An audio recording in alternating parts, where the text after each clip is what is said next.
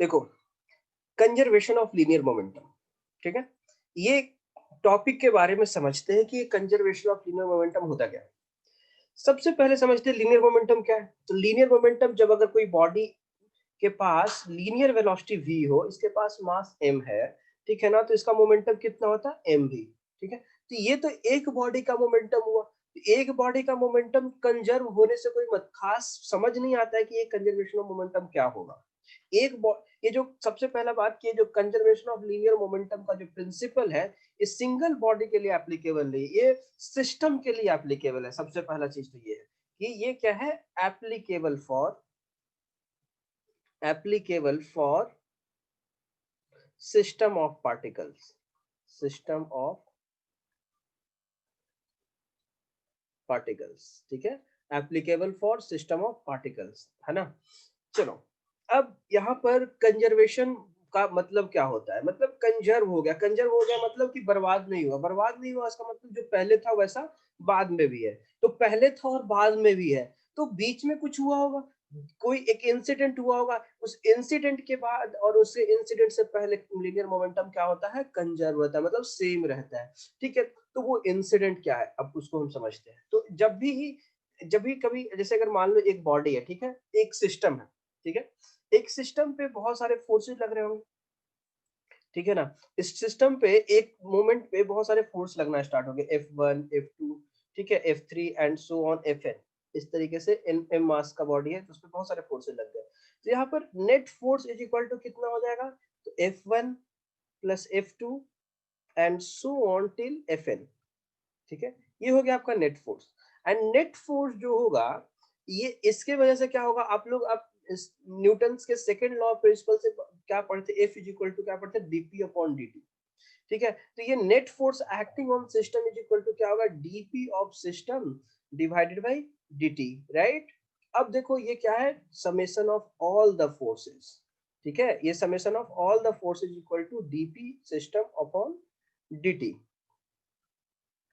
ठीक है। अब आगे बढ़ते हैं थोड़ा सा। अब ये जो नेट फोर्स यहाँ पर लिख रहे हैं, नेट फोर्स कौन कौन सा हो सकता है। तो नेट फोर्स जो है, इसमें कुछ एक्सटर्नल फोर्सेज हो सकते हैं, ठीक है, और कुछ इंटरनल फोर्स हो सकते हैं, ठीक है ना। कुछ एक्सटर्नल फोर्स, कुछ इंटरनल फोर्स, इन सब का सम क्या होगा, DP of system with respect divided by dt, ठीक है। अब देखो इंटरनल फोर्स क्या होता है और एक्सटर्नल फोर्स क्या होता है, यहाँ पर हम लोग समझते हैं पहले। देखो, इंटरनल फोर्स क्या होता है, जैसे अगर एक सिस्टम है और इस सिस्टम में ये दो बॉडी लाई करते हैं, M1 और M2, ठीक है। तो अब अगर इन दोनों मतलब अगर इन दोनों के बीच को, अगर हम इन दोनों बॉडी को अगर हम सिस्टम मान रहे हैं, ठीक है, तो देखो इस पे एक ग्रेविटेशनल फोर्स लगेगा इसके द्वारा इधर, और इस पे ग्रेविटेशनल फोर्स लगेगा इसके द्वारा इधर, ठीक है। तो यहाँ पर ये जो फोर्स है, ये क्या, दो पार्टिकल, एक ही सिस्टम के दो पार्टिकल के बीच में लगने वाला फोर्स को हम लोग क्या कहते हैं, इंटरनल फोर्स कहते हैं। जैसे अगर मान लो ये रफ सरफेस ही है क्या है, यहाँ पर रफ सरफेस है, फ्रिक्शन वाला सरफेस है, और इसको अगर आप मूव करते तो ऊपर वाले बॉडी पे फ्रिक्शन फोर्स ऊपर लग रहा है, और नीचे वाले सरफेस पे फ्रिक्शन फोर्स किधर लग रहा है, आगे लग रहा है, ठीक है। अगर इस पूरे को अगर आप सिस्टम मान लेते हो, तो फिर ये जो फ्रिक्शन फोर्स है वो इस सिस्टम के अंदर लाई कर रहा है। तो फिर ऐसे सिचुएशन में यहाँ पर इंटरनल फोर्सेज की तरह ये दोनों आ गए, ठीक है ना। तो देखो, हमेशा जो इंटरनल फोर्स जो होते हैं, वो always exist in parallel. Internal force जो हो गया, internal force always exist in pair, ठीक है, ये ऑलवेज एग्जिस्ट इन पेयर होता है, पहला चीज तो ये हो गया।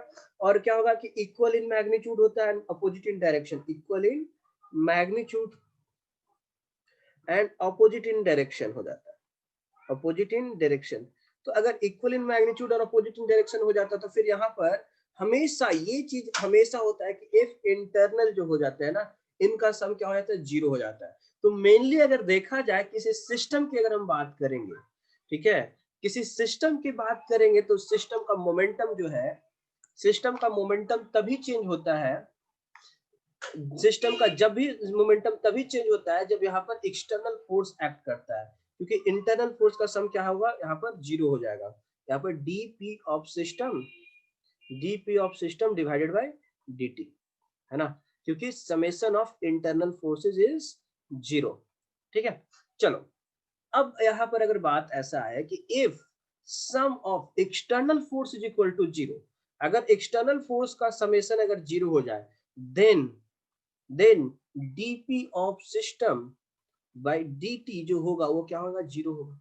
अब देखो y इज इक्वल टू, अगर मान लो यहाँ पर ऐसे दे देते हैं, y इज इक्वल टू मान लो 5 है और इसको हम dy बाई dx निकालते हैं तो क्या आ जाएगा, जीरो हो जाएगा।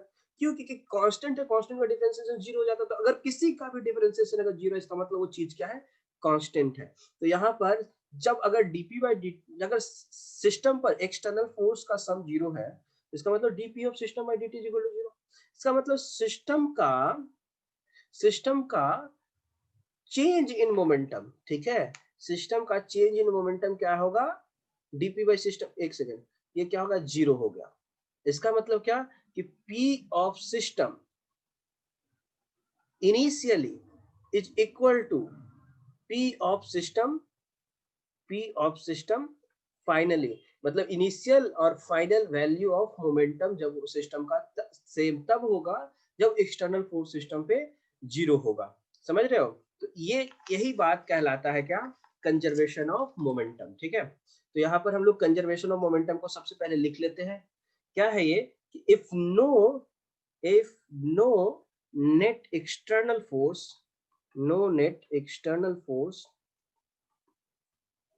no net external force acts on a system, ठीक है, external force act on a system of particles, then linear momentum, then linear momentum p of the system remain constant। ठीक है, और यही होता है आपका कंजर्वेशन ऑफ लीनियर मोमेंटम। मतलब क्या कि मोमेंटम का initial value is equal to momentum का final value.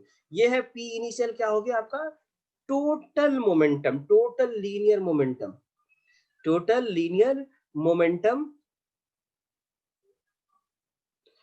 Linear momentum initial में।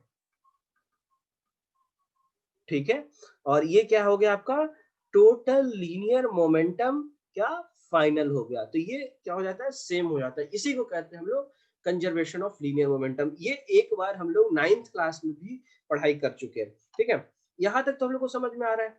अब इसके बाद जो नेक्स्ट है वो समझते हैं थोड़ा सा। देखो, अगर मान लिया जाए यहाँ पर ये हॉरिजॉन्टल सरफेस है, अब ये बॉडी एम मास का यहाँ पर रखा हुआ, तो इस पे mg फोर्स इधर लग रहा है और नॉर्मल रिएक्शन ऊपर लग रहा है। ठीक है, तो ये फोर्सेस जो है इस डायरेक्शन में लग रहे हैं। ठीक है, लेकिन अगर हम हॉरिजॉन्टल डायरेक्शन की बात करें, ठीक है, अगर हम हॉरिजॉन्टल डायरेक्शन की बात करें, कौन सा डायरेक्शन, इस डायरेक्शन की बात करें, तो इस डायरेक्शन में देखो कोई फोर्स तो लग नहीं रहा है। ठीक है, तो क्योंकि अगर इस डायरेक्शन में फोर्स नहीं लग रहा है तो कंजर्वेशन ऑफ लीनियर मोमेंटम हम इस एक्सिस के अलोंग लगा सकते हैं। तो बात दरअसल कहने का मतलब ये यहाँ पर हो रहा है कि अगर मान लो सिस्टम पे नेट फोर्स जीरो नहीं भी है, इस पे नेट फोर्स किधर लग रहा है, मान लो इस बॉडी पे नेट फोर्स इधर लग रहा है, नेट फोर्स इधर लग रहा है।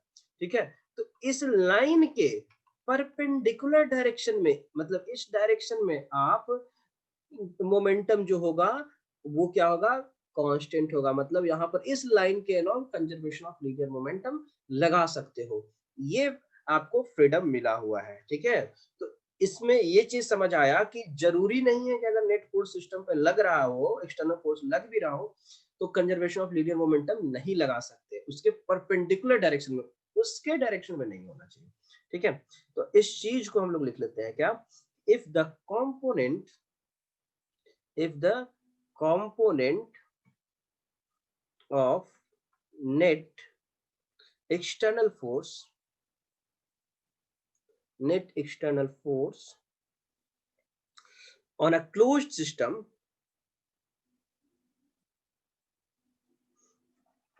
on a closed system is, on a closed system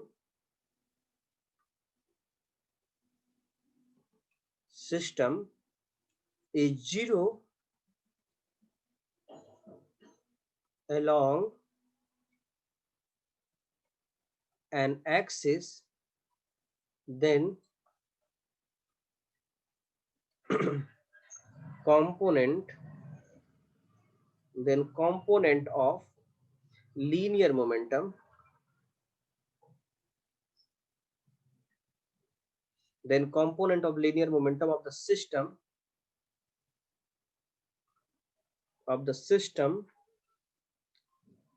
along that axis cannot change. ठीक है? If component of net external force on a closed system is zero along an axis, the component linear moment of the system along that axis cannot change. ठीक है? मतलब जैसे यहाँ पर अगर net force इधर भी हो, ठीक है, y एक्सिस के अलॉन्ग, तो हम लोग इस डायरेक्शन में हम लोग conservation of linear momentum can be applied हो सकता है. ठीक है, तो ये बात हम लोग को समझना है. चलो, अब इसके बाद हम लोग और भी कुछ कुछ टर्म्स आते हैं, इंपॉर्टेंट पॉइंट जिसको हम लोग को समझना होगा. सबसे इंपॉर्टेंट चीज ये है कि जैसे अगर मान लो अगर मान लो कि लीनियर मोमेंटम की अगर हम बात करते हैं, ठीक है, linear momentum is equal to क्या होता है, मास इनटू वेलोसिटी. अब देखो ये जो वेलोसिटी है ये किस पे डिपेंड करता है, depends on frame of reference, depends on frame of reference. ठीक है,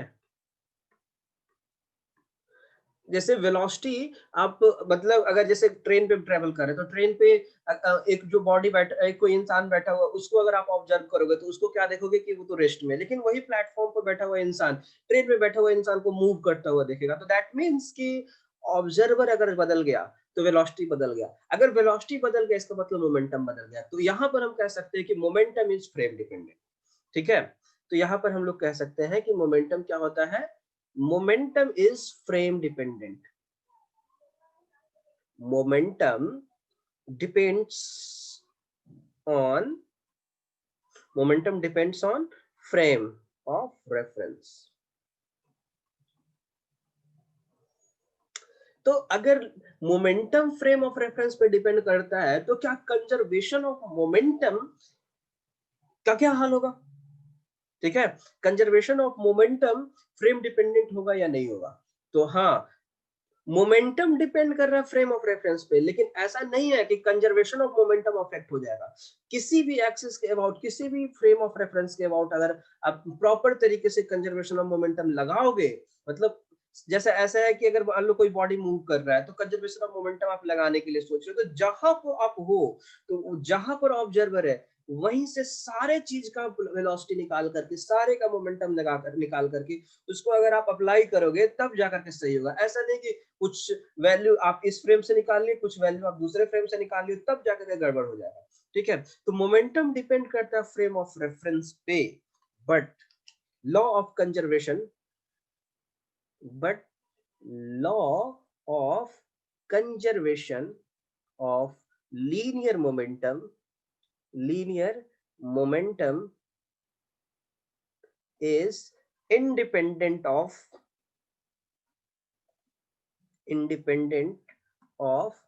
frame of reference.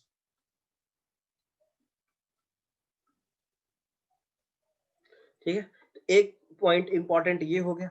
दूसरा पॉइंट जो है उसको हम लोग समझते हैं कि देखो ये जो लॉ है कंजर्वेशन ऑफ लीनियर मोमेंटम, ये क्या है, एक यूनिवर्सल लॉ है.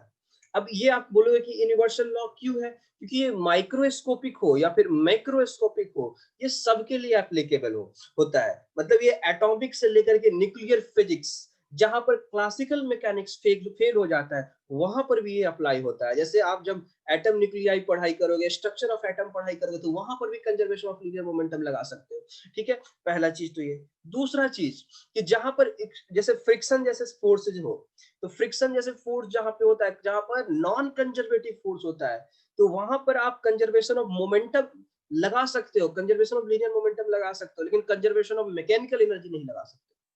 याद है आप लोगों को कि total energy, kinetic energy plus mechanical, kinetic energy plus potential energy initial plus kinetic energy final plus potential energy final, ये तब आप लगाए थे. कब लगाए थे आप, जब वहां पर कंजर्वेटिव फोर्स नहीं हो, है ना.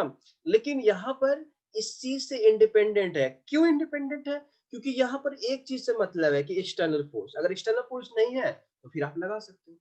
और देखा जाए फ्रिक्शन हो गए या फिर इस तरह के जितने भी फोर्सेज वो क्या हो जाते हैं, इंटरनल फोर्स होते हैं। क्यों? क्योंकि ये ऑलवेज एग्जिस्ट इन पेयर, जैसे एक ब्लॉक यहाँ पर है, दूसरा ब्लॉक यहाँ पर है, तो अगर इस पे फोर्स लगा रहे हो आप ऐसे, तो ऊपर वाले पे फ्रिक्शन आगे लगेगा तो पीछे लगेगा इस पे, तो अगर इसको पूरा को अगर सिस्टम मानोगे तो ये फ्रिक्शन फोर्स क्या बन जाएगा, इंटरनल फोर्स बन जाएगा, तो इनका सम क्या हो जाएगा, जीरो हो जाएगा। तो यहाँ पर मैटर नहीं करता है कि कंजर्वेटिव फोर्स है या नॉन कंजर्वेटिव फोर्स है, अगर सिस्टम पे एक्सटर्नल फोर्स जीरो होगा तो आप क्या कर सकते हो, कंजर्वेशन ऑफ लीनियर मोमेंटम लगा सकते हो। तो इस केस में हम लोग लिख सकते हैं कि this law is universal, this law is universal.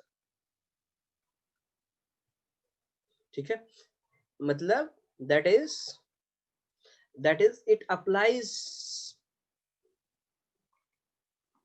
Both, it applies to both, कौन कौन, macroscopic, macroscopic as well as microscopic system।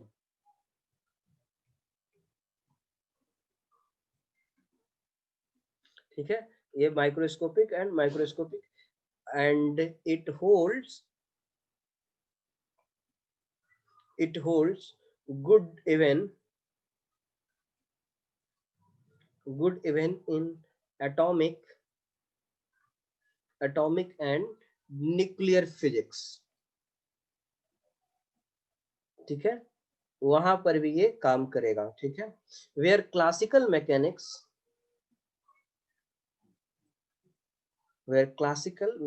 fail।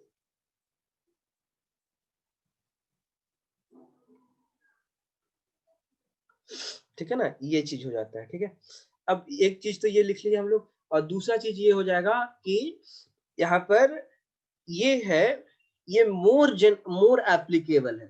ठीक है, ये मोर एप्लीकेबल देन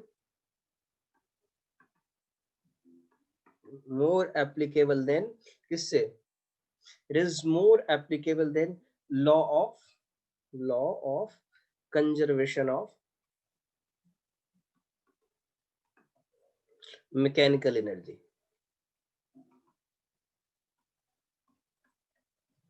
ठीक है, law of conservation of mechanical energy से ये ज्यादा एप्लीकेबल है। क्यों?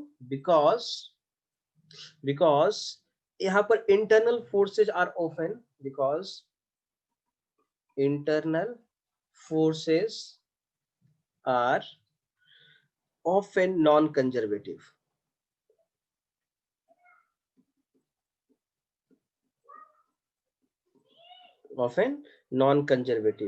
and so mechanical energy is not conserved, mechanical energy is not conserved, mechanical energy is not conserved, but momentum is conserved,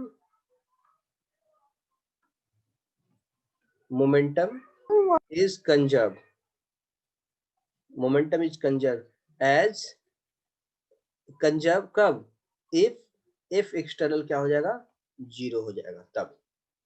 ठीक है, और इसका कॉलिजन में भी अप्लाई करते हैं। तो चलो ये सब था हमारा थ्योरेटिकल पोर्शन, अब इसका एप्लीकेशन देखते हैं। और मेन जो है इस चैप्टर में थ्योरी जो था, एक्चुअल में तो फर्स्ट लाइन में ही हमारा थ्योरी कंप्लीट हो गया था, और ये चीज जो थ्योरी अभी आप पढ़ाई कर रहे हो तो 9th क्लास में पढ़ चुके थे, राइट। और इसमें थोड़ा थोड़ा और चीज हम थोड़ा सा और एक लेवल और ऐड किया, अदरवाइज इसमें कुछ खास था नहीं।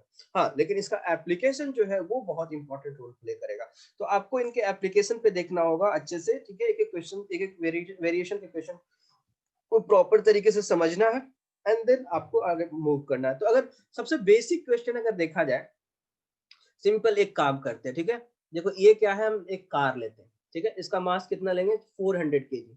ठीक है, ये क्या 20 मीटर पर सेकंड के रफ्तार से आगे मूव कर रहा था। ठीक है, और सामने एक क्या है ना, एक ट्रक आया। ठीक है, ये क्या है, आपका ट्रक है। ठीक है, अब ये ट्रक जो है ना वो 10 मीटर पर सेकंड की स्पीड से मूव कर रहा था, इसका मास जो है वो 100 kg है। ठीक है, और आफ्टर कॉलिजन, ठीक है, ये है आपका, देखो, अच्छा, ये कंजर्वेशन ऑफ लीनियर मोमेंटम जो है ना, कंजर्वेशन ऑफ लीनियर मोमेंटम जो है वो can be applied in case of collision. ठीक है, आप लोग याद होगा 9th क्लास में गन के रिकॉइल वेलोसिटी पूछता था आपसे, है ना, तो वो सब चीजें था। चलो ठीक है, अभी हम लोग देखते हैं। तो यहाँ पर दोबारा से एक ये आ गया और दूसरा ये है। ठीक है, ये कहानी है आपकी बिफोर कॉलिजन का। ठीक है, ये बिफोर कॉलिजन की कहानी है। ठीक है, और यहाँ पर आफ्टर कॉलिजन क्या होता है? आफ्टर कॉलिजन जो होता है, ये जो कार है वो पीछे 15 मीटर पर सेकंड के रफ्तार से पीछे चलना स्टार्ट कर जाता है। तो ट्रक की वेलोसिटी यहाँ पर निकालना है। ठीक है, find the velocity of truck, find the velocity of truck. ठीक है, तो देखो यहाँ पर कंजर्वेशन ऑफ मोमेंटम लगा सकते हैं। क्यों लगा सकते हैं? तो देखो समझते बात को। बिफोर की कहानी आपको पता है। बिफोर में क्या है कि ये यहाँ पर है, ये यहाँ पर है। इसकी वेलोसिटी ये था m1, ये था u1। ठीक है, इसका मास मान लिया, ट्रक का मास को मान लिया m2, ये था u2। जब ड्यूरिंग कॉलिजन होता है तो देखो यहाँ पर क्या हो जा रहा है कि जितना फोर्स ये लगा रहा है आगे पे, आगे वाले बॉडी पे, उतना ही फोर्स जो होता है पीछे पे लगाया जा रहा है। ठीक है, और ये फोर्स इतना ज्यादा स्ट्रांग होता है कि उसके कंपैरिजन में ग्रेविटेशनल फोर्स और बाकी सारे फोर्सेस उसके कंपैरिजन में काफी नेग्लिजिबल हो जाते हैं। ठीक है, तो collision is a very strong force. ठीक है, वो अभी हम लोग पढ़ेंगे, इम्पल्स जब पढ़ाई करेंगे, कॉलिजन जब पढ़ाई करेंगे। फिलहाल के लिए हम दिखा रहे हैं ये चीज कि यहाँ पर जो फोर्स लग रहा है वो equal in magnitude and opposite in direction है। यहाँ पर क्या हो रहा है कि नेट फोर्स जो हो जा रहा है जीरो हो जा रहा है। जब नेट फोर्स जीरो होने की वजह से फिर यहाँ पर अगर ये जो m1 है उसका वेलोसिटी इधर मिला और m2 का वेलोसिटी आपको निकालने के लिए बोला जा रहा है। ठीक है, तो यहाँ पर बिफोर मोमेंटम का p इनिशियल जो होगा that will be equal to p final होगा। मतलब सिस्टम का एक इंडिविजुअल बॉडी का मोमेंटम जो होता है वो चेंज होता है, इसका भी मोमेंटम चेंज होगा। देखो इसका वेलोसिटी पहले इतना था, अब वेलोसिटी चेंज होकर के इतना हो गया, तो ऑब्वियसली मोमेंटम तो चेंज हो रहा है। बट सिस्टम का नेट मोमेंटम पहले जितना रहेगा उतना ही बाद में रहेगा। ठीक है, तो यहाँ पर हम लोग क्या करेंगे, m1 u1 plus m2 u2 is equal to m1 v1 plus m2 v2। ये आप क्वेश्चन 9th क्लास में पढ़े हो, तो मैं वहीं से स्टार्ट कर रहा हूँ अभी। तो यहाँ पर क्या करोगे आप, 400 इंटू 20 और फिर यहाँ पे क्या करेंगे आप, 100 into 10 and this will be equal to, देखो यहाँ पर काम कैसे होगा, मास तो इसका 400 है। अच्छा यहाँ पे 100 नहीं, यहाँ पे 100 नहीं, यहाँ पर 1000 ले लो। ठीक है, ट्रक दिए हो आप तो यहाँ पर वेलोसिटी, अच्छा देखो ये जो वेलोसिटी है अगर आगे के डायरेक्शन को आप पॉजिटिव लोगे तो फिर पीछे वाले डायरेक्शन को क्या लेना पड़ेगा आपको, नेगेटिव लेना पड़ेगा। तो यहाँ पर आप -10 इन 400 इंटू 50 प्लस m2 की बात करेंगे तो ये कितना हो जाएगा 1000 इंटू v2। तो फिर आप अब यहाँ पर v2 की वैल्यू निकालें।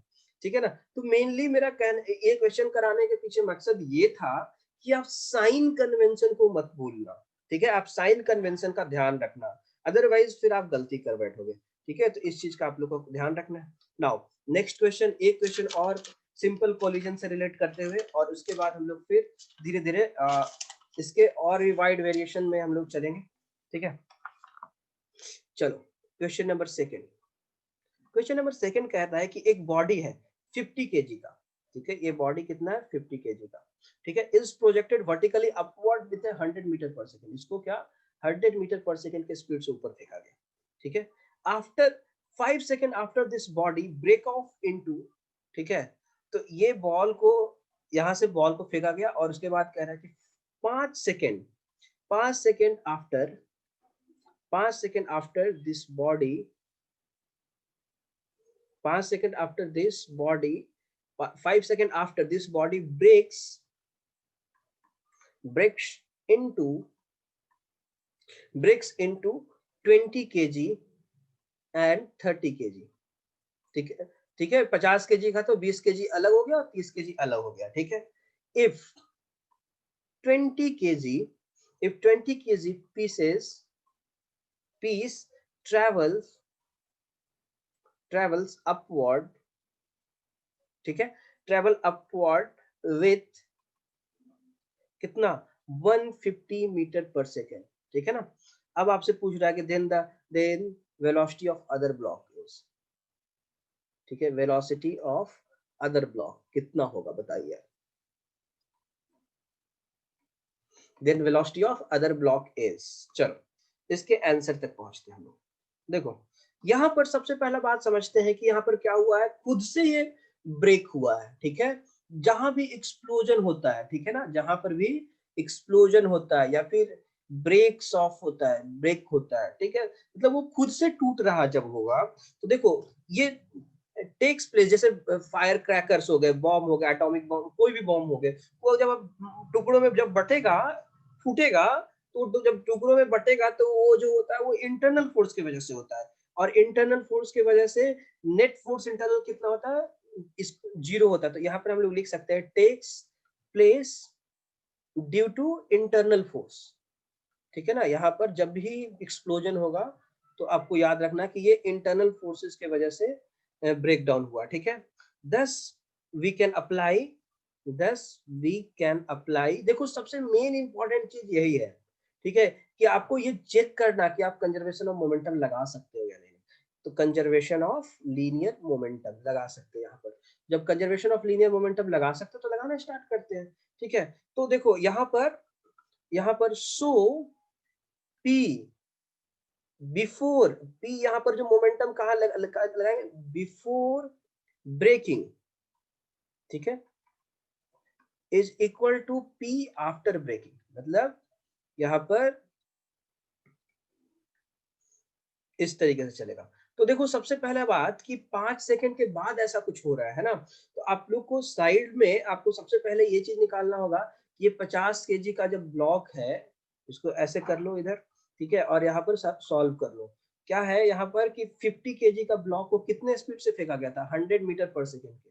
तो वेलोसिटी आफ्टर 5 सेकेंड, ठीक है, तो वेलोसिटी आफ्टर 5 सेकेंड कितना होगा, तो वेलोसिटी आफ्टर 5 सेकेंड v बराबर u माइनस जी टी, ठीक है। तो यहाँ पर हो जाएगा 100 माइनस जी का वैल्यू 10 इंटू 5 कितना हो जाएगा, तो 50 मीटर पर सेकेंड हो जाएगा। तो ये हो जाएगा आपका वेलोसिटी। दैट मीन्स यहाँ पर मास कितना था, 50 kg था, ठीक है। तो यहाँ पर कितना हो जाएगा, मास तो 50 था इंटू वेलोसिटी कितना है 50, that will be equal to, बाद में ना क्या कर रहे हैं 20 kg और 30 kg दो भाग में बढ़ रहा था, 20 kg एंड 20 kg के साथ क्या करेंगे आप 150 प्लस 30 इंटू वी करोगे आप, ठीक है। तो इस तरीके से आप लोग क्या करेंगे, सबसे पहले यहाँ पर सॉल्व करो तो 2500 माइनस यहाँ पे 30, 30 हो गया, और यहाँ पर कितना हो जाएगा, डबल जीरो और लगा दिए, यहाँ पे 30v। तो यहाँ पर क्या आ जा रहा है, v इज इक्वल टू कितना, -500/30। तो ये दोनों कैंसिल आउट हो गए, तो -50/3 मीटर पर सेकेंड, ठीक है। तो यहाँ पर बात ये है कि आफ्टर कॉलिजन ये जो वेलोसिटी हो जाएगा कितना हो जाएगा, 50/3 मीटर पर सेकेंड, ये हो जाएगा आपका वेलोसिटी। मतलब कौन से बॉडी का, तो 30 kg ब्लॉक का जो वेलोसिटी होगा वो नीचे की तरफ होगा, समझ रहे हो। इस तरह के क्वेश्चंस आते हैं, है ना। तो ये तो था आपका 2 डायमेंशनल मोशन के केस में, है ना। Let's move to 3 dimensional question, ठीक है। एक coordinate geometry, sorry coordinate axis बनाते हैं यहाँ पर, ठीक है। अब यहाँ पर क्या हो जाता है कि एक जो बॉम्ब था इस तरीके का, वो ब्लास्ट करेगा, कुछ पार्ट ऐसे टूटेंगे, कुछ पार्ट ऐसे टूटेंगे और दूसरा पार्ट ऐसे टूटेगा, ठीक है।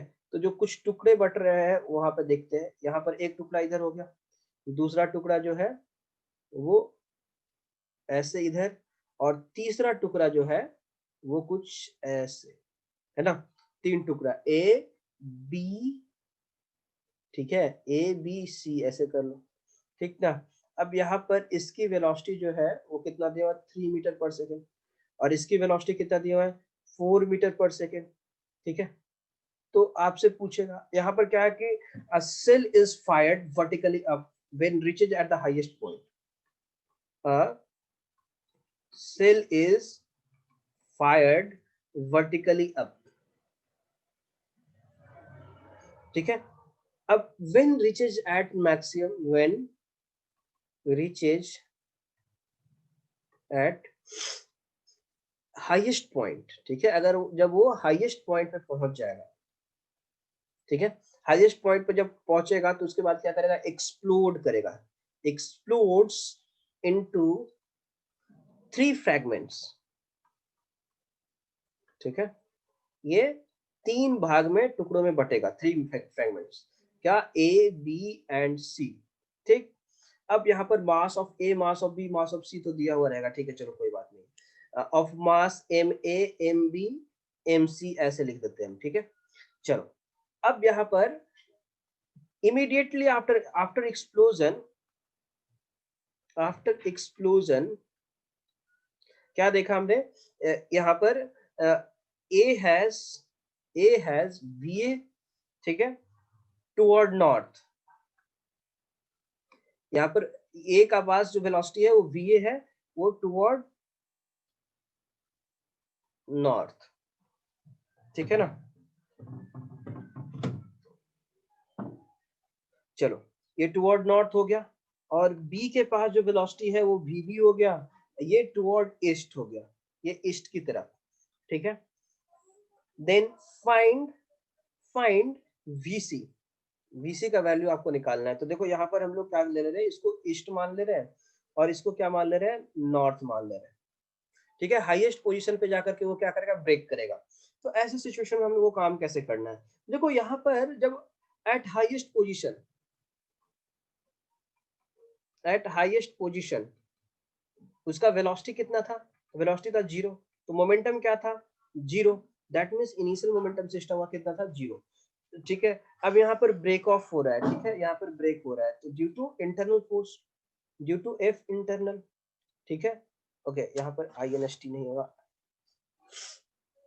यहाँ पर इंटरनल फोर्स के ड्यू टू ब्रेकडाउन हुआ, ठीक है, F इंटरनल की वजह से हुआ ब्रेकडाउन। अब इसके वजह से कंजर्वेशन ऑफ लीनियर मोमेंटम जो है अप्लाई कर सकते हैं, कैन बी अप्लाइड, ठीक है ना। तो अब यहाँ पर हम लोग को काम कैसे करना पड़ेगा कि किसी को एक्स एक्सिस मानना पड़ेगा, किसी को वाई एक्सिस मानना पड़ेगा। जैसे इसको एक्स एक्सिस मान लिए तो इसको हम लोग क्या वाई एक्सिस मान सकते हो, ठीक है।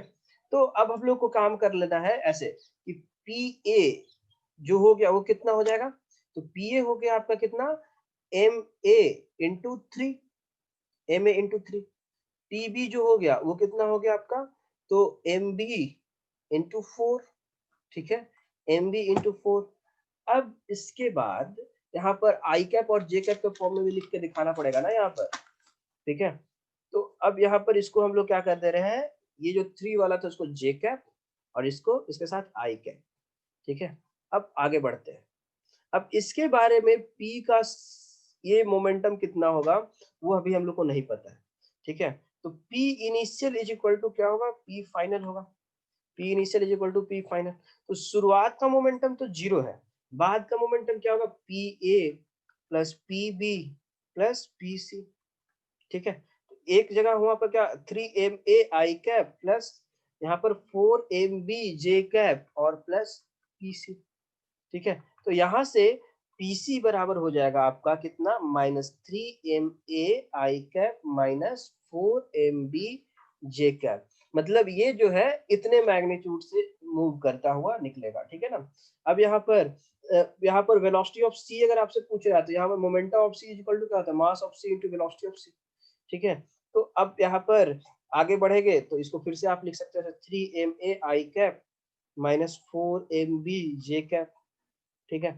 अब यहाँ पे v of c is equal to कितना हो जाएगा, तो 1 बाई मास ऑफ c और फिर जाकर के यहाँ पे -3ma i cap minus 4mb j cap, समझ रहे हो। तो ये हो जाता है आपका वेलोसिटी निकालने का तरीका। नाउ ये सब क्वेश्चन तो बेसिक क्वेश्चन हो ही गया है ना। चलो अब हम लोग नेक्स्ट क्वेश्चन पे देखते हैं।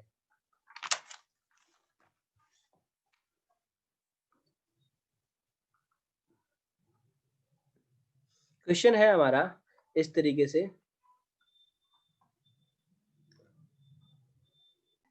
देखो अब यहाँ पर इसी 2 डायमेंशनल लेवल का क्वेश्चन है ये कि 2 डायमेंशनल मोशन अगर बॉडी कर रहा होगा तो वैसे सिचुएशन में कंजर्वेशन ऑफ मोमेंटम हम लोग कैसे लगाते हैं। देखो एक बॉडी है इस एक्सिस के अलाउ मूव कर रहा था, दूसरा बॉडी इस एक्सिस के अलाउ मूव कर रहा था, ठीक है। तो यहाँ पर जब दोनों सिस्टम जब आकर के मिलेगा तो मिलने के बाद क्या करेगा, स्टिक कर जा रहा है। तो स्टिक करने के बाद ये बॉडी का इन दोनों कंबाइंड मास का वेलोसिटी का मैग्नीट्यूड क्या होगा और डायरेक्शन क्या होगा, ये दोनों इंपॉर्टेंट रोल प्ले करता है। तो देखो यहाँ पर हम लोग काम कैसे करते हैं, तो देखो यहाँ पर P initial is equal to क्या होगा आपका P फाइनल होगा, ठीक है। अब देखो यहाँ पर P इनिशियल की अगर हम बात करेंगे तो P ऑफ A बराबर कितना हो जाएगा, तो P ऑफ A बराबर कितना हो जाएगा MA VA I कैप, ठीक है। B का बात अगर करेंगे तो यहाँ पे क्या हो जाएगा MB VB J कैप, ठीक है। ये दोनों इस तरीके से रहेंगे, है ना। अब देखो कंबाइन करने के बाद ये कहीं भी मूव करेगा तो किसी पर्टिकुलर वेलोसिटी v से मूव करेगा। अब ये वेलोसिटी का मैग्नीट्यूड क्या होगा, डायरेक्शन क्या होगा, ये दोनों मैटर करता है। तो देखेंगे यहाँ पर हम लोग क्या करते हैं, ठीक है। तो देखो यहाँ पर हम लोग काम करेंगे इस तरीके से कि यहाँ पर M A V A I cap plus M B V B J cap, अब that will be equal to, जब दोनों स्टिक करेगा तो M A plus M B into V ऐसे होगा, ठीक है। जब हम लोग यहाँ पर मैग्नीट्यूड में डील करेंगे तो देखो यहाँ पर जब मैग्नीट्यूड में डील करोगे तो यहाँ पर ये एक वेक्टर जो है आपका एक्स एक्सिस दोनों के बीच में 90 डिग्री एक्सिस है, वाई एक्सिस है, तो यहाँ पर इन दोनों का मैग्नीट्यूड कितना हो जाएगा, तो यहाँ पर हो जाएगा आपका क्या एम ए वी ए का square plus M B V B का स्क्वायर, ये हो गया आपका नेट मैग्नीट्यूड इधर का, that will be equal to M A plus M B into V, है ना। तो यहाँ पर फिर आप v का वैल्यू कितना निकालोगे, तो v का वैल्यू जो होगा मैग्नीट्यूड कितना होगा, तो ये हो जाएगा आपका एम ए वी ए का square plus M B V B का स्क्वायर, और उसके बाद डिवाइडेड, उसके बाद फिर क्या करेंगे यहाँ पर रूट ओवर कर लेते हैं पावर 1/2। अब यहाँ पर क्या हो जाएगा M A plus M B, ठीक है ना। तो ये चीज हो गया आपका वेलोसिटी का नेट मैग्नीट्यूड।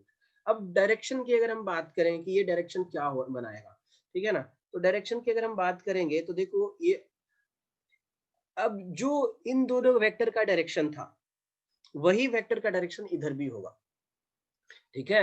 इन दोनों वेक्टर का जो डायरेक्शन था, तो इन दोनों जो P इनिशियल वेक्टर क्या था आपका, तो P इनिशियल वेक्टर क्या था, तो M A V A I cap plus M B V B J cap, ठीक है। तो ये जो नेट मोमेंटम जो होगा ये वाला सिचुएशन जो है, तो यहाँ पर ऐसे देखो ना, एक वेक्टर क्या है इधर की तरफ है, दूसरा वेक्टर क्या है इधर की तरफ है, ठीक है। तो इन दोनों का रिजल्टेंट आपका इधर की तरफ मिलेगा, तो अगर P इनिशियल इस डायरेक्शन में तो P फाइनल भी इस डायरेक्शन में होगा, दैट मींस कि after sticking together this mass MA plus MB will move with say this angle theta, तो यहाँ पे ये थीटा एंड थीटा का वैल्यू जो आएगा आपका वो कितना हो जाएगा, तो इधर तो था आपका कितना MB VB, ठीक है, और इधर क्या था MA VA, ठीक है ना। तो यहाँ पर क्या लिखेंगे आप ऊपर में MB VB divided by MA VA, तो ये एंगल बना करके ये थीटा जो है क्या है, मतलब direction in which body move after collision, ठीक है, body move after sticking together, तो ये चीज का हम लोग को थोड़ा सा ध्यान रखना है। चलो अब नेक्स्ट में चलते हैं हम लोग। अब नेक्स्ट क्वेश्चन जो है हमारा देखते हैं। देखो इस क्वेश्चन में क्या दिया हुआ है कि एक m मास का जो बॉडी था वो 10 मीटर पर सेकंड से के स्पीड से वो मूव करता हुआ आ रहा था और दूसरे बॉडी b से टकराता है, जो कि शुरुआत में v इक्वल टू 0 पे यहाँ पर रेस्ट में था, ठीक है। अब क्या हुआ कि इसमें से क्या हुआ m/3 मास जो है वो टूट करके ऊपर चला गया और बाकी जो मास है वो स्टिक टुगेदर रहा, और ये फिर जाकर के आपका इस डायरेक्शन में v वेलोसिटी से निकल रहा है। तो इस v वेलोसिटी का मैग्नीट्यूड या डायरेक्शन क्या होगा, तो देखो यहाँ पर ये बात समझ में आता है कि यहाँ पर कॉलिजन हुआ, क्या हुआ है, कॉलिजन हुआ। तो कॉलिजन में क्या होता है कि P initial is equal to क्या होता है P फाइनल, तो ये P इनिशियल और P फाइनल क्या है कि ये सेम रहेगा आपका, लेकिन ये दो डिफरेंट एक्सिस के अलोंग भी सेम रहेगा, मतलब P initial along x axis is equal to P final along x axis and P initial along y axis is equal to P final along Y axis. तो इस चीज का हम लोग को ध्यान रखना है। तो यहाँ पर जो क्वेश्चन सॉल्व होगा वो इसी प्रोसेस से सॉल्व होगा। तो P इनिशियल एक्स एक्सिस में कितना था m इंटू 10, है ना। अब कॉलिजन होने के बाद लेट से अगर ये v वेलोसिटी से इधर जाता है, ठीक है, तो v वेलोसिटी से जब अगर इधर जाता है तो यहाँ पर कोई ना कोई पर्टिकुलर एंगल बना करके जा रहा है, थीटा एंगल के, तो इसका वैल्यू कितना हो जाएगा, तो यहाँ पर m प्लस 2m/3, ठीक है, ये तो इसका मास रहा, ठीक है ना, और यहाँ पर ये हो गया आपका क्या v, ठीक है, और साथ साथ इसका कंपोनेंट उधर कितना cos थीटा, ठीक है, ये चीज रहेगा। अब y एक्सिस के अलोंग देखो शुरुआत में तो ये पार्टिकल क्यों क्या x एक्सिस के अलोंग मूव कर रहा था, है ना, तो initial momentum along y axis is zero, so final momentum along y axis will also be zero. देखो एक्चुअल में कॉलिजन होने के बाद ये बॉडी फोर्थ क्वाड्रेंट में ही इधर जाएगा, इसके पीछे क्या रीजन है, तो इसके पीछे ये रीजन है कि मोमेंटम जो इनिशियल था वो एक्स एक्सिस की तरफ था, तो अब क्या है कि कॉलिजन होने के बाद कुछ एक पार्ट टूट करके वाई एक्सिस की तरफ ऊपर चला गया, ठीक है, तो फिर अब इस बचे हुए ब्लॉक की ये जिम्मेवारी है कि नेट मोमेंटम फिर से अलोंग एक्स एक्सिस ही करे आफ्टर कॉलिजन, ठीक है, तो उसके लिए क्या करना पड़ा, इसको फोर्थ क्वाड्रेंट में चलेगा, तो फोर्थ क्वाड्रेंट में जब ये चलेगा आगे तो फिर सिचुएशन क्या होगा बताते हैं, इसका जो मोमेंटम होगा उसका एक्स कंपोनेंट इनिशियल मोमेंटम के बराबर होगा, और इसका जो वाई कंपोनेंट होगा वो इसको कैंसिल आउट करेगा such that net momentum along Y axis क्या हो जाए, जीरो हो जाए। तो अब देखो यहाँ पर क्या है ना कि m/3 के पास जो वेलोसिटी है वो कितना मिला, 5 मीटर पर सेकंड मिला है, तो फिर ये जो है वो नीचे के इसका जो कंपोनेंट होगा वो इधर की तरफ कितना मोमेंटम गेन कर रहा है, m+2m/3 इंटू v, और ये तो था इसका मोमेंटम का मैग्नीट्यूड, इसके बाद यहाँ पर साइन थीटा ऐसे आप करोगे, समझ रहे हो, तो फिर अब जाकर के यहाँ पर नेट मोमेंटम y एक्सिस के अलोंग आफ्टर कॉलिजन फिर से जीरो हो जाएगा, तो जाकर के हम लोग को एक्स एक्सिस और वाई एक्सिस दोनों एक्सिस के अबाउट मोमेंटम कंजर्वेशन लगा सकेंगे। तो यहाँ पर देखो क्या लिखेंगे आप, 10m लिखेंगे, that will be equal to यहाँ पर कितना हो जाएगा, 3 2 5 5m/3v cos थीटा, ठीक है, तो ये हो गया आपका फर्स्ट इक्वेशन, और यहाँ से आप लिख सकते हैं आप कितना कि 5/3m इज इक्वल टू यहाँ पर कितना हो जाएगा, 3 2 5 5m/3v sin थीटा, ओके, यहाँ पर थोड़ा सा गड़बड़ लग रहा है, ठीक है, 5m के जगह, अच्छा चलो ठीक है, एक काम किया जा सकता है, थोड़ा सा चेंज किया जा सकता है, क्या है ना कि यहाँ पर हम लोग थोड़ा सा चेंज कर लेते हैं, यहाँ पर 5 के जगह पे यहाँ पर 4 लिख देते हैं, ठीक है, अदरवाइज थोड़ा सा कॉम्प्लिकेशन जनरेट हो जाएगा, ठीक है, इसको हम लोग चेंज कर लेते हैं और यहाँ पर कितना लिख लेते हैं, 4 मीटर पर सेकेंड, जब 4 मीटर पर सेकेंड आप लिख लोगे तो फिर देखो यहाँ पर क्या हो जाएगा, ये रिजल्ट जो है यहाँ पर ये चेंज हो जाएंगे, और रिजल्ट जो चेंज होने के बाद कितना आएगा, देखो यहाँ पर इसको 4 लिख लेते हैं, है ना, तो यहाँ पर 4 लिख लिए, ठीक है, तो ये फिर 3 3 cancel out, m cancel out, तो फिर यहाँ से v sin theta is equal to कितना आ जाएगा, 4/5, तो ये आपका सेकंड इक्वेशन, यहाँ पर भी m और m कैंसिल आउट होंगे, है ना, तो यहाँ पर कितना होगा, 30 divided by 5 is equal to v cos theta, ठीक है, ये हो गया आपका सेकंड इक्वेशन। अब इसके बाद आप देखो यहाँ पर v cos थीटा और v sin थीटा का वैल्यू आ गया, अब यहाँ से हम आराम से काम कर सकते हैं, कैसे काम कर सकते हैं देखेंगे, देखो अगर आपको v का वैल्यू निकालना है तो v का वैल्यू कैसे निकालोगे आप, तो v का वैल्यू निकालने के लिए आप क्या करेंगे कि फर्स्ट का स्क्वायर प्लस सेकंड का स्क्वायर करके ऐड करोगे तो sin square theta plus cos square theta खत्म हो जाएगा, तो यहाँ से v का वैल्यू मिल जाएगा, ठीक है, और अगर आपको एंगल का वैल्यू निकाला तो सेकंड डिवाइडेड बाई फर्स्ट करो, ठीक है, सेकंड डिवाइडेड बाई फर्स्ट करो, है ना, सेकंड डिवाइडेड बाई फर्स्ट जब करोगे तो आपको tan थीटा का वैल्यू मिल जाएगा, ठीक है, तो इस तरीके से आपको दोनों रिजल्ट मिल जाएंगे, आपको डिटेल में इंफॉर्मेशन मिल जाएगा फाइनल वेलोसिटी का, ठीक है ना, तो इस तरीके से आपको क्वेश्चन को सॉल्व करना है। चलो देखते हैं इस क्वेश्चन को, कह रहा है कि दो ब्लॉक, दोनों का मास कितना m1 m2 interconnected with spring of spring constant k, ठीक है ना, मतलब यहाँ पर एक स्प्रिंग हो गया, इससे एक ब्लॉक इधर कनेक्टेड है, दूसरा ब्लॉक ऐसे कनेक्टेड है, एक का मास हम लोग क्या ले रहे हैं m1 और दूसरे का मास क्या ले रहे हैं हम लोग m2 ले रहे हैं, ठीक है, अब यहाँ पर कह रहा है कि are kept on a smooth surface, find out the ratio of velocity, मतलब इन दोनों के वेलोसिटी का क्या रेशियो होगा, डिस्प्लेसमेंट का क्या रेशियो होगा, एक्सेलरेशन ऑफ ब्लॉक क्या हो गया, ठीक है, with mass m1 two block of mass m2, ठीक है ना, तो ये क्वेश्चन सारा दिया हुआ। अब देखो जब अगर आप इसको अगर इस तरीके से दोनों तरफ खींचोगे, ठीक है, तो यहाँ पर क्या होगा कि ये जो स्प्रिंग फोर्स जनरेट होगा, ठीक है, तो यहाँ पर अगर स्प्रिंग फोर्स जो है वो क्या होगा, स्प्रिंग फोर्स जो जनरेट होगा वो फर्स्ट वाले ब्लॉक पे अगर x इलोंगेशन हुआ तो kx फोर्स इधर आएगा, अगर इसको अगर आप x से इधर खींचे हो, ठीक है, और इस पे के एक्स फोर्स जो लगेगा वो पीछे की तरफ, तो ये क्या एक इंटरनल फोर्स हो गया। तो इंटरनल फोर्स होने के नाते यहाँ पर ये इंटरनल फोर्स होने की वजह से क्या हो जाएगा, यहाँ पर ये कंजर्वे और एक्सटर्नल फोर्स की अगर हम बात करेंगे तो यहाँ पर कोई एक्सटर्नल फोर्स तो है नहीं, वो जीरो है। तो अब हम यहाँ पर कंजर्वेशन ऑफ लीनियर मोमेंटम लगा सकते हैं। दैट मीन्स यहाँ पर हम लोग कह सकते हैं कि P1 मतलब अगर M1 का जो मोमेंटम होगा वो क्या ले लेते हैं हम लोग P1, और इसका मोमेंटम क्या ले लेते हैं P2।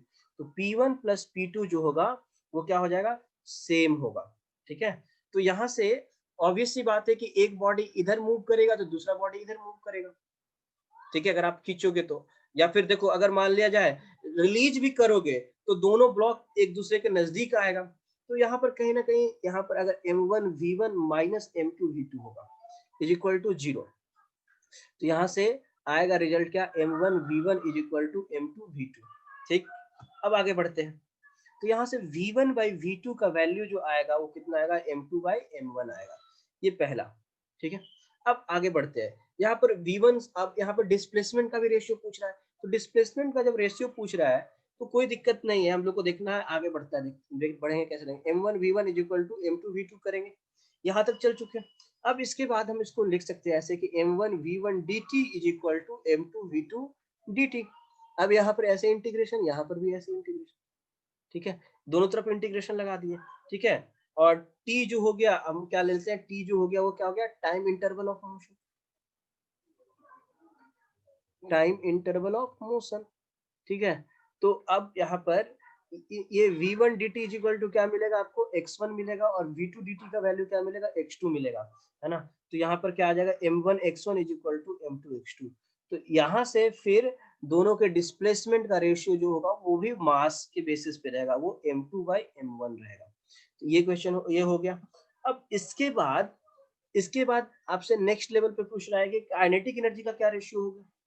चलो देखो, यहाँ पर काइनेटिक एनर्जी का रेशियो होगा ke1 by ke2 is equal to कितना हो जाएगा आपका, तो p1 square upon 2m1 divided by क्या हो जाएगा, p2 स्क्वायर अपॉन 2m2। ठीक है, pm square upon 2m1 and 2m2। ठीक है, तो यहाँ पर फिर क्या हो जाएगा, अब मोमेंटम तो दोनों का सेम है, तो m2 बाई m1 ही हो जाएगा as p1 is equal to p2। ठीक है, अब एक चीज यहाँ पर हो गया। अब देखो यहाँ पर फोर्स का रेशियो क्या होगा, f1 बाई f2। तो दोनों में तो इलांगेशन, दोनों पे जो फोर्स लग रहा है वो क्या, स्प्रिंग फोर्स ही लग रहा है। तो यहाँ से रिजल्ट क्या आएगा, 1 आ जाएगा। ठीक है, तो जब यहाँ से रिजल्ट आ गया 1, तो फिर आगे क्या करना पड़ेगा, तो यहाँ पर F1 by F2 is equal to 1, तो यहाँ से आगे बढ़ेंगे M1 A1 by M2 A2 is equal to कितना हो गया, 1। ठीक है ना, तो यहाँ से A1 by A2 is equal to कितना हो जाएगा, M2 बाई M1। तो ये हो जाएगा आपका एक्सेलरेशन का रेशियो। ठीक है, लेकिन देखो क्वेश्चंस में क्या कहते हैं, क्वेश्चन थोड़ा सा क्रिटिकल तब हो जाता है जब कुछ इस तरीके का सिचुएशन होता है, रिलेटिव का कॉन्सेप्ट आ जाता है। ठीक है, जैसे अगर मान लो यहाँ पर ये दो ब्लॉक है, ठीक है, और ये इस तरीके से यहाँ पर है। अब इन दोनों के बीच में एक स्प्रिंग कनेक्टेड है, ठीक है, और स्प्रिंग कनेक्टेड भी है, और एट द सेम टाइम इसको ऐसे कनेक्ट भी किया हुआ है स्ट्रिंग से। ठीक है ना, इस क्वेश्चन को पढ़ते हैं। देखो अभी क्या है, यहाँ पर स्प्रिंग कॉम्प्रेस्ड, एक ब्लॉक है कैपिटल एम, दूसरा ब्लॉक है स्मॉल एम। ठीक है, अब क्या होगा कि ये दोनों लाइट स्ट्रिंग से ऐसे अटैच है, और जिस मोमेंट में इसको कट किया जाएगा, ठीक है, अब उसके बाद जो स्मॉल एम ब्लॉक है, ठीक है, the smaller block leave the spring with speed u related to larger block. तो ये इसके रिस्पेक्ट में, मतलब ये जो स्पीड दिया हुआ ग्राउंड के रिस्पेक्ट में नहीं दिया हुआ है, वो इसके रिस्पेक्ट में दिया हुआ है। ठीक है ना, तो यहाँ पर कंफ्यूजन होगा, यहाँ पर आंसर गलत होने के चांसेस हो जाते हैं। ठीक है, तो देखो अब ये अगर स्पीड अगर ग्राउंड के रिस्पेक्ट में देता तो क्या होता, और अगर ये इसके रिस्पेक्ट में दिया तो क्या होगा। तो देखो यहाँ पे find the required velocity of larger block. ठीक है, तो मतलब ये लार्जर ब्लॉक जो है वो किस वेलोसिटी से मूव करेगा। ठीक है, तो देखो यहाँ पर हम लोग काम क्या करेंगे कि यहाँ पर एक ब्लॉक ऐसे है, दूसरा ब्लॉक यहाँ पर है, यहाँ पर ऐसे दिया हुआ है। ठीक है, और दोनों स्प्रिंग्स ऐसे भी अटैच्ड है ना। अब अगर ये जो बड़ा वाला ब्लॉक है, लेट्स से अगर ये v वेलोसिटी से इधर जाएगा, कैपिटल V वेलोसिटी से इधर जाएगा, ठीक है, तो और ये जो वेलोसिटी है रिलेटिव वेलोसिटी, ठीक है ना, और ये जो जा रहा है क्या u वेलोसिटी से जा रहा है, तो u वेलोसिटी से क्या है, अच्छा देखो इसको हम लोग ऐसे समझते हैं कि ये u वेलोसिटी से किसके रेस्पेक्ट में, इसके रेस्पेक्ट में, ठीक है, तो विथ रिस्पेक्ट टू ग्राउंड क्या होगा, ठीक है, तो यहाँ पर velocity of small m with respect to ground बराबर क्या हो जाएगा, तो देखो ऐसे समझते हैं, velocity of capital M with एक second, velocity of small m with respect to capital M बराबर क्या होगा, velocity of small m with respect to ground minus velocity of capital M with respect to ground, ठीक है ना, ये इस तरीके से चलेगा। तो यहां से velocity of m with respect to ground बराबर कितना हो जाएगा, तो velocity of small m plus m और प्लस ये हो जाएगा, ठीक है ना। अब देखते हैं आगे, ये हो गया आपका रिलेटिव, जो कि आपको दिया हुआ कितना u, वो u होगा। अब ये क्या है, वेलोसिटी ऑफ दिस ब्लॉक कितना है माइनस b, ठीक है ना, तो इसको जो वेलोसिटी होगा ग्राउंड के रिस्पेक्ट में कितना दिया जाएगा, इतना। ये जो u था वो किसके रिस्पेक्ट में था, इस ब्लॉक के रिस्पेक्ट में था, ग्राउंड के रिस्पेक्ट में ये जो हो गया आपका velocity with respect to ground, velocity of m with respect to ground, ठीक है ना। चलो अब जब आप निकाल लिए velocity of man this block with respect to ground, तो फिर आप आगे आराम से क्वेश्चन को सॉल्व कर सकते हो।